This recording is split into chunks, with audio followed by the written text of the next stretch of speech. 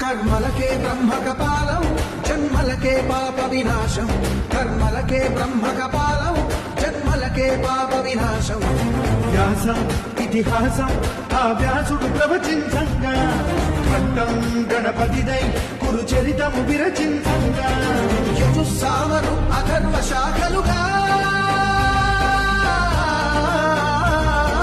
ఓంకారేశ్వరి శ్రీహరి నగరి ఇదిగో రాబదరి వైకుంఠేశ్వరి సిరికి నగరి అదిగో మహిమగిరి